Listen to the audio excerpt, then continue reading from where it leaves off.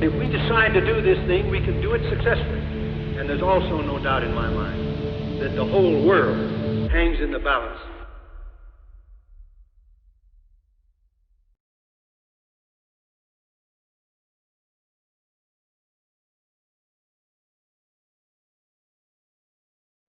Hello, my name is Grace Katz, and it's such a pleasure to be speaking with you today as this month's speaker for the Legacy Lecture of the George C. Marshall Foundation. And first, I just want to say a thank you to Melissa Davis for organizing this, and also to Glenn Carpenter for his assistance with the multimedia. I'm thrilled to be speaking with you today about my new book, The Daughters of Yalta. And I am especially excited to be speaking with you at the Marshall Foundation because my first introduction to George Marshall came several years ago when I was working as a research assistant for David Brooks for his book, The Road to Character. And in that book, he profiled several leaders who he believed are exemplary, had exemplary character. And two of those figures were Dwight Eisenhower and George Marshall. And those were the figures on which I was assisting with research. So I had the opportunity to spend several weeks that summer getting to know George Marshall in great detail. And so I am a great admirer of his and of this institution, and it's such a fantastic resource that we have in our community. So I wanted to begin today by showing you several photographs, and I think the best way to do this is to share my screen with you and remain on a shared screen to take a look at the photographs. And then after showing you some of the photographs, I will resume speaking to you in this way, so we're not flipping back and forth between me and the pictures. So I will share my screen with you now. I want to begin by showing you a photograph, one of the most iconic pictures from World War II. And this is a photograph taken on February 8th, 1945 at the Yalta Conference, and it depicts the big three, Winston Churchill, Franklin Roosevelt, and Joseph Stalin. They're sitting in their chairs with the military leaders behind them. You can see just over Roosevelt's shoulder in the back here in a tan coat, this is General Marshall. There's another photograph taken just a few moments later, which is scaled back somewhat, and so you can see George Marshall a bit more clearly there. But I want to focus on the faces of the three Allied leaders. You can see them here. They look worn, they look haggard, they look like they have the weight of the world on their shoulders. The Yalta Conference is one of the most important moments in 20th century history, and certainly one of the most important moments in World War II. But Yalta is, today, we see it as this moment where the world is teetering on the precipice between World War and Cold War. Yalta is a piece of history that we think we know very well. There are four main issues among many issues at Yalta, but the four I want to focus on right now that were up for debate and really made up the core of the negotiations at Yalta. First was the matter of what to do with post-war Germany. Germany had been a belligerent in 2 world wars, and so one of the issues on the table that the leaders wanted to decide, as the war in Europe looks like it's finally drawing to a finish, is what to do about Germany. Should it remain one nation? Should it be broken into smaller nations in hopes that it would lead them not to rise up in belligerence once again? The second issue is the matter of Polish sovereignty. Britain had gone to war at the outset to guarantee Polish sovereignty, and this is crucially important, especially to Churchill, who has the Polish government in exile in London. They've been there since the beginning of the war. And he wants to be able to return home and say that the reason they went to war, that's something that they were able to guarantee. Stalin claims that he wants to guarantee Polish sovereignty, but the reality is that there are boots on the ground across Eastern Europe. The Red Army is firmly in control. And since the Tsarist era, Russia and the Soviet Union have been fixated on guaranteeing that they have friendly neighbors on their borders. They've been invaded multiple times through the plains of Poland, going back to the Napoleonic era, as recently of the Nazis. And so they want to make sure that their borders are secure for the future. The third issue that is key at Yalta is the matter of ending the war in the Pacific. And this is especially important to Franklin Roosevelt. At this time, they're still a few weeks away from the test of the atomic bomb, so he does not know if that's a viable tool to end the war. And so he's looking at a potential invasion of the home islands in Japan, which could potentially lead to the deaths of 200,000 American soldiers. He wants to guarantee that as many lives are saved as possible, and the way he thinks he can do this is by bringing the Soviet Union into the war against Japan. Japan and the Soviet Union have had a pact of neutrality since the beginning of the war, but he thinks, FDR thinks that with some territorial concessions, he can bring the Soviets in and hopefully bring the war to a prompt end. Finally, there's the matter of the formation of the United Nations. Franklin Roosevelt is determined to succeed where Woodrow Wilson failed at the end of World War I. He wants to guarantee peace, if not forever. He knows it's naive to believe that peace could be eternal, but at least to set the framework to guarantee peace, especially in Europe, for 50 years. The United Nations is also a method through which he believes that he can bring the Soviet Union into the international community of nations in the post-war world. And so the three leaders, after the better part of a week, bludgeoning each other of these issues, debating at length for hours on end in plenary sessions that last for hours, you can see the exhaustion on their faces. But it's not just the issues that they've been discussing at Yalta that have made them so tired and worn, nor is it just the last years of the war, but also what it took to get to Yalta. I think people don't realize quite what it took to get there at this time. We think of grand summits today taking place. They're extremely well organized months in advance. Every detail is overseen and security is at its maximum, but the Yalta Conference is not quite this simple. At this point in the war, Joseph Stalin realizes that his leaders need, his allies need him much more than he needs them. He is unwilling to leave the Soviet Union and the security apparatus that it provides to him. And so he tells Churchill and Roosevelt that he refuses to come any farther west than the Soviet Union. He says it's because his doctors have advised him against travel. In reality, Stalin is also very afraid of flying. And so he says the farthest west he will meet is the Crimea at Yalta, which had once been the site of Tsar Nicholas II's summer home, his beautiful palace there, where a number of other Russian aristocrats also had their home, kind of this Crimean Riviera of sorts. And so Churchill and Roosevelt know that it's essential that they meet in person. So they agree that they will go all the way to the Crimea to meet with Stalin.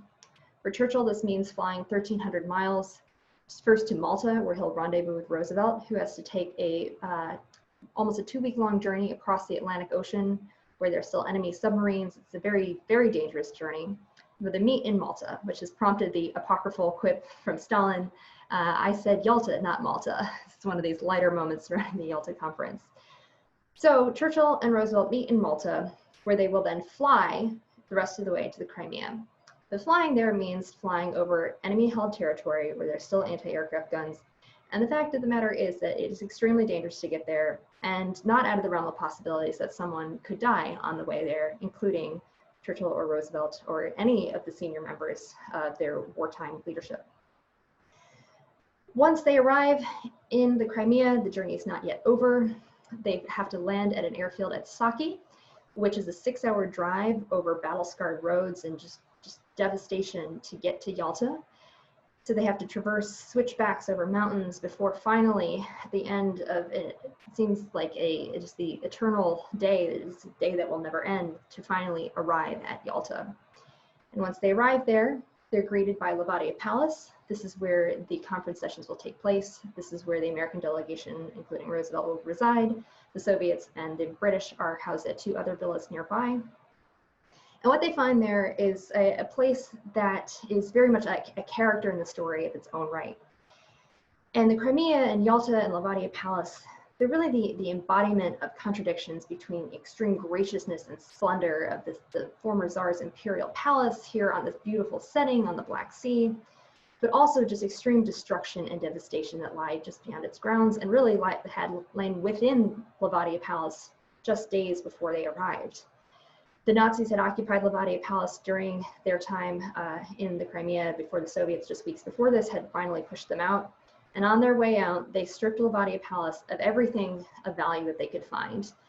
Art, furniture, lamps, down to just even the door handles. They've taken everything. So the Soviets have the Herculean task of restocking the palace with everything that they need. What they end up doing is they transport the contents of some of the grand hotels in Moscow, like the Hotel Metropole and the Hotel National. They put everything on train cars and carted 1,000 miles south to the Crimea. But there are things, the mundane everyday elements of life, like ashtrays and hangers, which have to be brought in and just requisitioned out of homes in the local community. So you have this very unusual and, in a sense, eerie atmosphere in which they find themselves, where it is beautiful and the Soviets could not be more gracious hosts, but the scars of tragedy are very palpable as soon as they arrive. So we look at this photo, which is an iconic photograph of the Big Three. And again, this is a moment in history that we think we know so well, thanks in part to these images. But even the best known history and the best known photographs look different when you look at the scene from a slightly different perspective. At the same time, there is another photographer off to the side who's taken another picture of the same scene as the generals and admirals are filing in for their photograph behind the three leaders. And off to the side, on the right, you can see the shapes of two women who are standing under the portico. There are actually three women there. One of them is just outside the frame. And so we look at this picture and we realize we don't know who are they and how have they been here this whole time, and we had no idea that they were present. These women are none other than the daughters of Winston Churchill, Franklin Roosevelt, and the American ambassador to the Soviet Union, Averell Harriman. And it's fascinating to think that these three women could have been there at one of the most important moments in 20th century history. And for the most part, we really don't know anything about their role there, nor do we know much about their relationships with their fathers. And the fact that they were there and the fact that their fathers brought them to this conference signals to me that there was something very important about those relationships, which we don't yet understand. So to answer those questions, I want to first introduce you to another young girl. This is me. I'm in 3rd grade, and I have always loved history. Ever since I was little, I wanted to be a writer. My favorite stories growing up were Little House on the Prairie and Anne of Green Gables. My favorite movies were The Sound of Music and White Christmas and The Great Escape. I grew up asking my grandfather to tell me his stories about his experience in the Navy during World War II as the self-appointed family historian. But one of the things that reinforced my love of history is that in 3rd grade, we did a study of the pioneers, and we got to go and live history for a day. We got to go and experience a pioneer schoolhouse and see what it would have liked to have put ourselves in this position to be like the children of this era, and just ask ourselves, what would it be like to be a child of that age in that time? And it's this kind of experience of putting myself into the shoes of people who came before me that stayed with me throughout my life. It came as a little surprise when I decided to become a history major in college. This is a picture of me the morning I turned in my senior thesis. I had 125 books checked out from the library. I was looking at British prisoner of war escape narratives and their place in British culture. Many of these stories like The Great Escape. And my roommate decided we needed to take a picture with all the books in front of me. And in my thesis, I had the opportunity to get to know Winston Churchill in a somewhat unexpected way. I was looking at Churchill's experience as a prisoner of war during the Boer War when he was a young man, just 24 years old, when he made a daring and thrilling escape from this POW camp. And it's the story of his escape which launched him to fame in Britain and helped to jumpstart his political career. After graduating from Harvard, I went to Cambridge, Christ College, Cambridge, where I did my master's in modern European history. And within these beautiful, bucolic, historical settings, I had the chance to get to know Churchill again, serendipitously in a way that I didn't expect. I was looking at the origins of modern counterintelligence practices as they emerged in Britain during the First World War.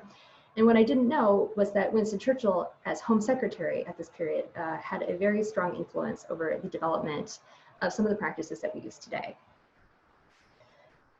At the end of my time at Cambridge, I decided perhaps I needed to do the smart thing. Like many young graduates out of school, I said, maybe I should give finance a try. It's something that's easier to do out of school than it is later. So I decided I would move to New York and go to work as a financial analyst in Manhattan.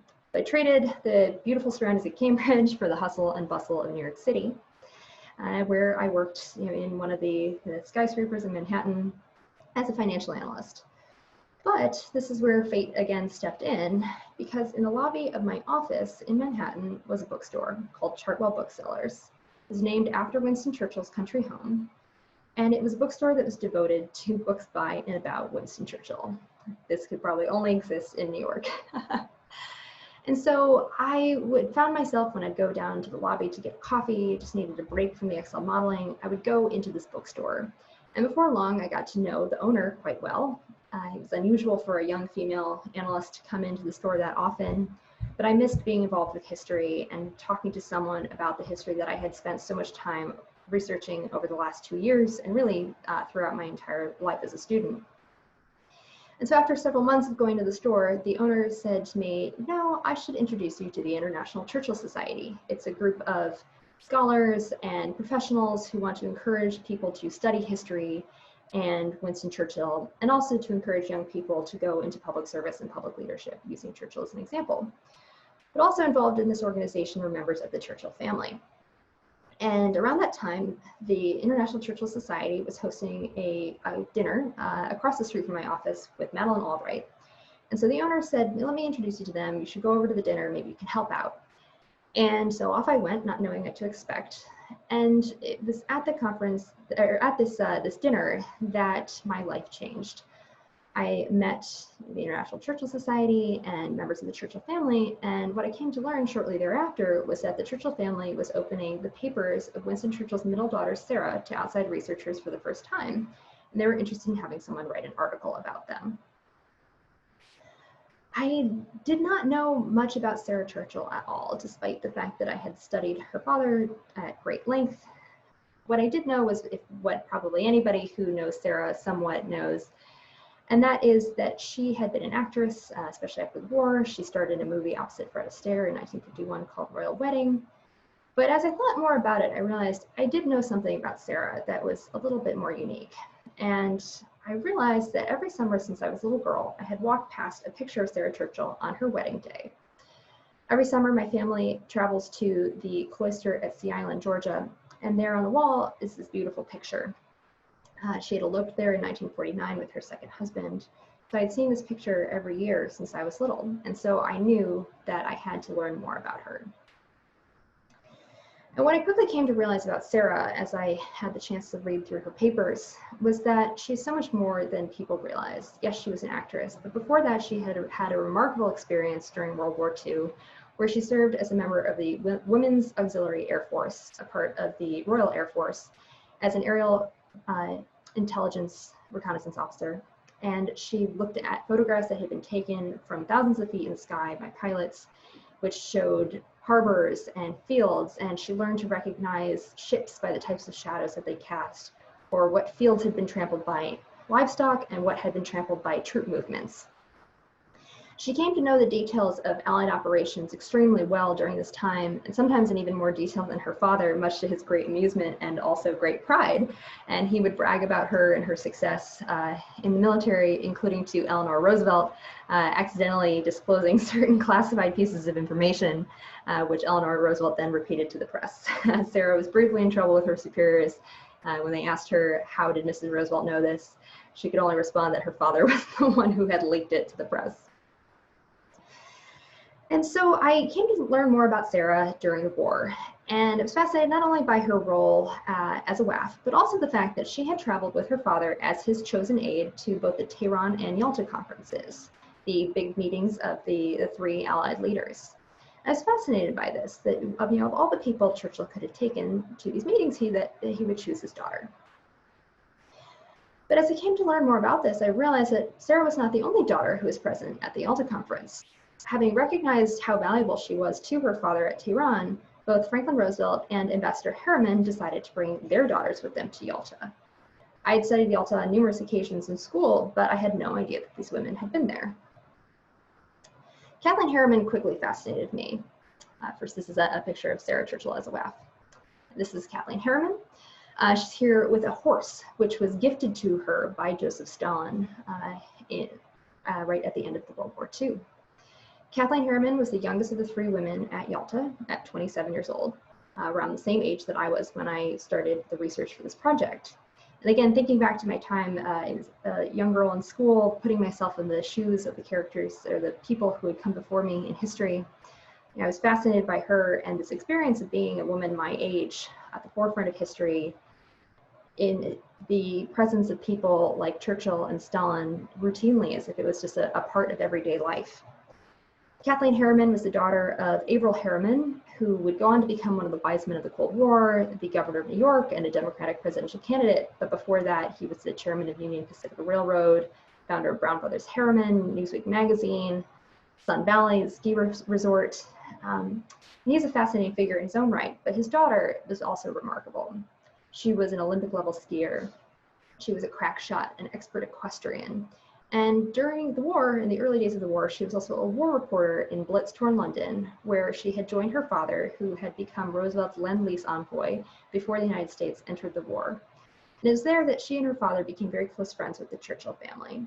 So close, in fact, that they were celebrating Kathleen's 24th birthday on December 7th, 1941, when they learned the news of Pearl Harbor. Some people also know about the Harrimans and their relationships with the Churchill family because of the affair between Averell Harriman and Pamela Churchill, who was Winston Churchill's daughter-in-law. She was married to Randolph, his son. And Kathleen and Pamela were very close friends. They were the best of friends in London, but their friendship also helped to cover up this affair. Pamela was 2 years younger than Kathleen, so it's a bit uncomfortable if you think about it too much. But this is, one of the wartime romances. They ended up breaking it off later in war, but then rekindled their affair years later after they were both a widow and widower, and they later married.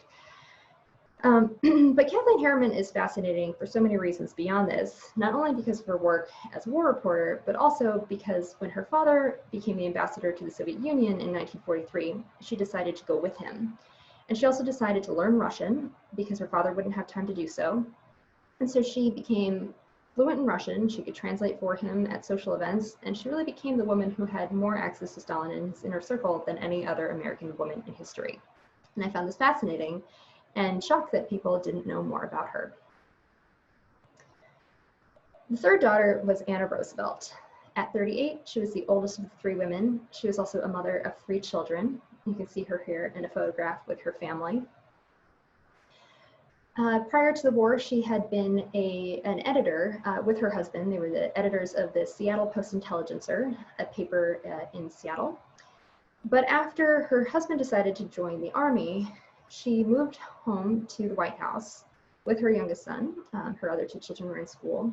And it was there she rediscovered a relationship with her father that had been missing from her life since she was a little girl.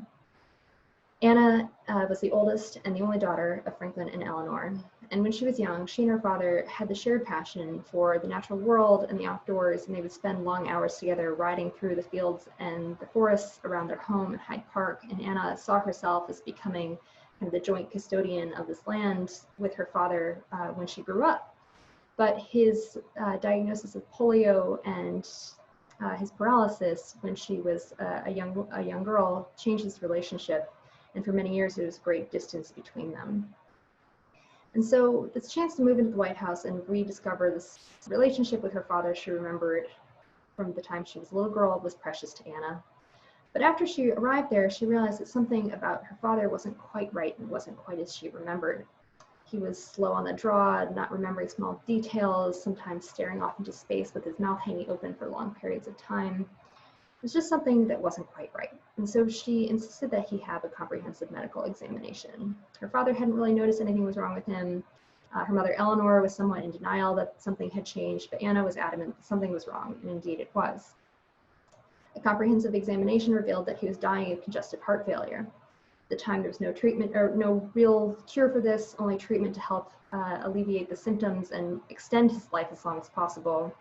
Changes to diet and more sleep and less activity, but as President of the United States, it's not exactly a realistic change to make. Curiously, FDR didn't want to know anything about his own health. He asked his doctor no questions, and so Anna was there carrying the burden of this knowledge that only the doctor knew, in addition to her, about the state of her father's health and just how close to dying he was in 1944. And it's curious that FDR asked nothing about his health. However, given the changes that Anna was making in his routine, kind of without him realizing it, she kind of inserted herself as part secretary, part speechwriter, gatekeeper at the White House, helping to decide who really needed an audience with the president, who could meet with someone else, even sometimes going so far as to take papers out of his inbox at night and distributing them to others. But he must have intuitively known that something was wrong, because earlier he had always taken his sons with him on his overseas travels. They were there to help him really physically, to be his supporters as he stood up and needed to move in and out of his chair. But As he was looking at the preparations for the Yalta Conference, he cabled his friend Winston Churchill and said to him, "If you're thinking of bringing Sarah, I'm thinking of bringing my daughter Anna to the conference." And so this is how these three women came to be at Yalta. This is the only photograph of the three women together at Yalta. It was taken also by Robert Hopkins, Harry Hopkins' son. And curiously and coincidentally, this is a photograph that is from the collection of the George C. Marshall Foundation, and it is through this photograph how I managed to reconnect with you, which has brought me here to speak with you today. So looking at this photograph, I began to ask myself questions. What is the role of these three women at Yalta? And the answer is that they are there in the capacity as daughter diplomats. They have a quasi-official presence, and though they're not technically official members of the government, speaking for the government, they're not in the conference rooms where these negotiations are taking place. They don't have a security clearance for that, but they do have a very powerful and valuable role because as these daughter diplomats and quasi-official members, they're able to go places and gather information and deliver subtle messages. They're not speaking for their government, but they do have the weight of their father's voice behind them. And so they can be very valuable, slipping in and out of conversations, delivering subtle messages, and gathering information that's extremely useful to their fathers. And so these three women have this fascinating presence there. And I also began to think, we put these great men of history on a pedestal, especially at these great summits where the height of geopolitics. For these men, they're also somebody's dad. And what would it be like to be their child, for whom Winston Churchill, Franklin Roosevelt was just dad? The relationships between these fathers and daughters were each slightly different. For Sarah Churchill, she was very much a counselor and a conscience to her father. Since she was a little girl, she felt that she had an intuitive grasp of her father's thoughts and the way his mind worked.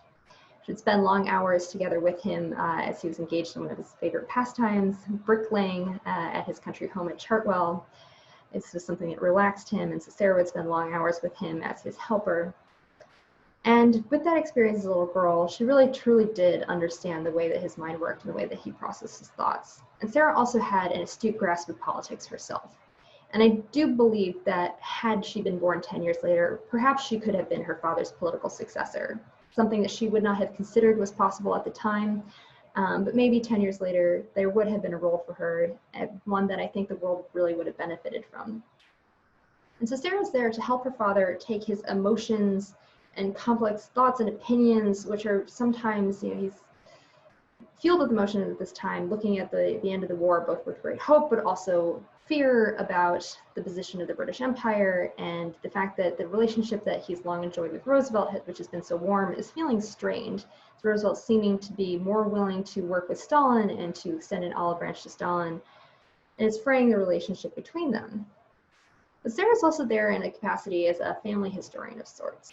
The Churchill family knows that they will be extremely important figures in history, and they want to record, not only what's happening in the conference room and these official meetings, but also what's happening behind the scenes. Winston Churchill knows he's going to write his war memoirs, and Sarah's there to help keep an eye on what's happening. She writes these beautiful letters to her mother from Yalta, and you can hear in her eloquence and the artistry of her words, her father's voice in her. It's really a beautiful thing to read. Kathleen Harriman's relationship with her father, as I mentioned, it's somewhat more professional, as if between business partners or colleagues and father and daughter. They were not especially close when Kathleen was a little girl. Her parents divorced when she was 10, and they really only came back together when she was a teenager after her mother died through a shared love of sport and adventure. And Averell Harriman was the first to admit that he was not a warm and fuzzy parent by any means, but he was very ahead of his time in wanting his two daughters to be as involved in his business as they wanted to be. And so Kathleen took him at his word for this. She joined him when he went to London as the Lend-Lease envoy, again, as a war reporter, which was something he felt was a wonderful opportunity for her and really encouraged. And then again, in Moscow as essentially his assistant ambassador. And at Yalta, because she speaks Russian, she's able to be his man on the ground to help arrange for the logistics of this, which are extremely complicated. And she's acting as a sort of protocol officer, as one would find in the State Department today. She's responsible for managing the logistics as a liaison between the Russians and the Americans. including how to house a delegation of well over 100 members, where the most important respected figures of the war can't even barely find a room to sleep in the palace. Fortunately, George Marshall, who outranked everyone and was a particular favorite of Kathleen, was able to have the Tsar's imperial bedroom all to himself. Others were not so lucky, including colonels who sometimes were asked to bunk 16 to a room with only shaving buckets beside their beds. There were long lines for the very few bathrooms that were in the palace, really barely enough bathrooms for a large family. And so you have generals and field marshals and admirals queuing for the bathroom in the morning, where they are having impromptu meetings of sorts as they wait. Kathleen Harriman also greatly enjoyed George Marshall as a person and thought that he told the best war stories. Finally, there's Anna and her relationship with her father, where she really is, more than anything, his secret keeper. She's literally keeping him alive at the conference. Imagine being in her position, knowing that your father is dying and being able to tell no one. And she's attempting to keep people away from him as much as possible so that he can rest and relax, including Winston Churchill, who's determined to meet with him to hammer out a united strategy in their negotiations with Stalin ahead of time. And Anna's doing everything she can to keep him out of her father's room, and Roosevelt allows her to do this in a sense. His willful blindness about his health also is somewhat of a tool in the way that he wants to proceed with his allies, and putting the relationship with Stalin at times ahead of Churchill in this moment. So Anna's position at the conference is really heartbreaking at times, because she knows that her father is dying and she's doing her best to serve the needs of the American delegation, but she also knows that this may be the last chance she has to be with him as father and daughter. So now I'll stop sharing my screen, because I want to talk a little bit about some of the broader ideas that I have been mulling over, not only as writing this book, but also since then. And what I think unites these three women, even though the relationship with their fathers are all different, is that they all, from the time they were a little girl, have this shared desire to be the person who is most important to their fathers, to be the one in these moments of challenge and strife, to be there to be the conscience and the confidant and the comforter, and to help their fathers think through the complexities and the challenges of their time in a way that's invaluable, and they can only understand because they are both there as part of the official party, but also as family. These women are much like many women in this period, where they know that the war has opened opportunities to them to use their skills and their talents in the way they never had a chance before, but they know that this window is brief, and after the war, the world will change again, and this window will close. But for them, it's almost as if having this moment to be there with their fathers in the way they always dreamed they could be is enough. The presence and the words and the memories of the daughters at Yalta also helps me think about challenges facing our world today. And it can inform issues that we debate in politics, in the news, in our conversations all the time. And one of these issues is the relationship between Russia and the West. The Yalta Conference and the end of World War II solidified a relationship of antagonism between the Soviet Union and later Russia again and the West that would define the second half of the 20th century and is still with us today. And you can see at Yalta, through the perspective of Anna Roosevelt, how determined her father was to forge a personal relationship with Stalin.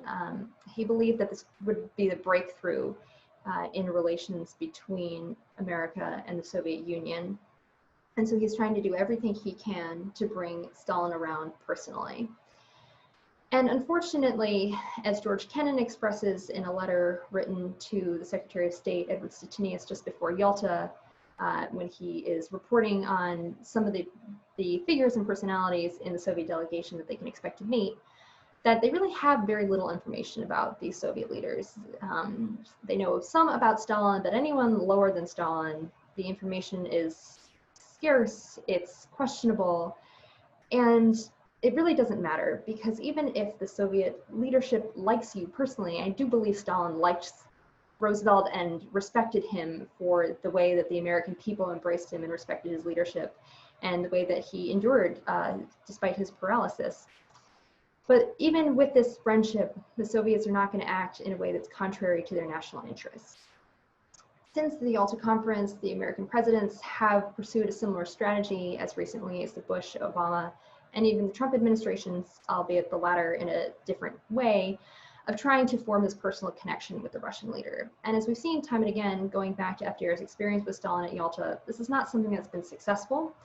And so it makes me think, again, through this prism of Anna's view, seeing her father struggle with this, perhaps there's a different strategy that we can approach, a different way of working with Russia and keeping our enemies close and our friends closer, which perhaps we should reevaluate now that we're 75 years after Yalta.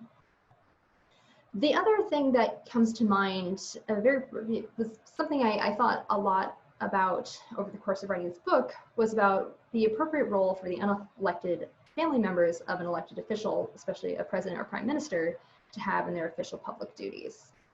It's only natural that we turn to our families in the greatest challenges where we need counsel and comfort. And this is especially important for a president or a prime minister, to have people that you trust implicitly to talk through your innermost thoughts, especially in the most difficult moments where you have decisions to make that no one would envy. The first spouse's role is somewhat well defined, but that of the first children, especially adult first children, is something that we haven't really had to think much about in recent years, because until the current administration, the most recent presidents had young children in the White House. And so the idea of there being a potential role for adult first children, what this role might be, if there is a role at all, is one that I think that we should talk about as part of our discussion, especially given that the role of the family and the presence of family has been more prominent in this election cycle than perhaps any in recent memory. And finally, recent days have also led to questions about transparency and a president's health. COVID has brought this to a level of urgency.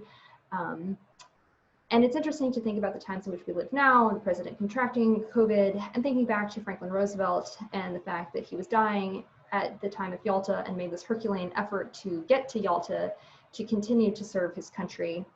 And the fact that he didn't want to know what was wrong with him.